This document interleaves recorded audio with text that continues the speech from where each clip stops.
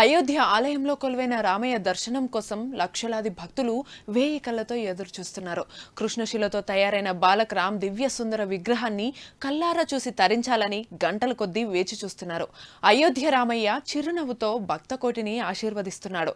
అంతా బాగానే ఉంది, కానీ ఆ విగ్రహాన్ని చెక్కిన శిలను వెలికి తీసిన కాంట్రాక్టర్ మాత్రం కష్టాల్లో పడ్డాడు. భారీ జరిమానా కూడా చెల్లించాడు. ఈ సంగతి ఆలస్యంగా వెలుగు చూసింది. అతనికి జరిమానా వేసిన కర్ణాటక ప్రభుత్వంపై రామభక్తులు మండిపడుతున్నారు. అతడు ఆ శిలతో వ్యాపారం చేయలేదని, దేవుడి కోసం ఇచ్చాడు కాబట్టి జరిమానా వేయడం తప్పని అంటున్నారు. మైసూర్కి చెందిన శ్రీనివాస్ నటరాజ్ కాంట్రాక్టర్ చిన్న చిన్న మైనింగ్ పనులు చేస్తుంటాడు. మైసూర్ జిల్లాలోని ఓ గ్రామంలో చెందిన ఓ రైతు పొలంలో రాళ్లను తొలగించే పని శ్రీనివాస్ కు దక్కింది. పొలం యజమాని రామ్దాస్ ల్యాండ్ లెవెలింగ్ కోసం రాళ్లు తొలగించాడు. 2020లో ఆ పనులు జరిగాయి.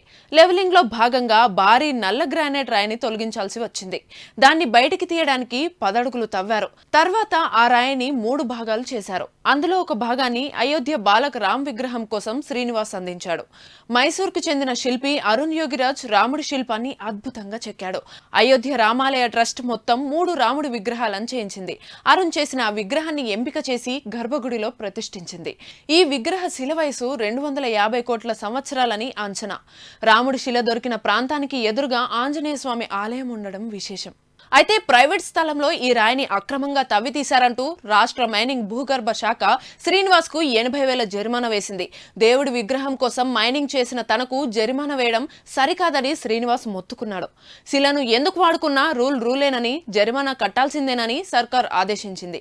శ్రీనివాస్ చేసేదేమీ లేదని భార్య నగలను తాకట్టు పెట్టి ఫైన్ చెల్లించాడు.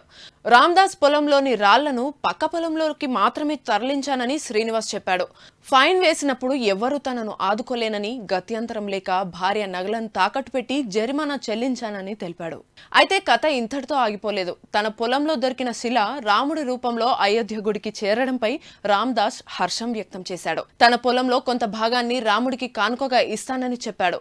శిల దొరికిన ప్రాంతంలో రాముడి గుడి కట్టిస్తాను, 4 గుంటల భూమిని కేటాయిస్తాను, రాముడి విగ్రహాన్ని అరుణ్ యోగిరాజ్ తోనే తయారు చేస్తాను అని రామ్దాస్ చెప్పాడు.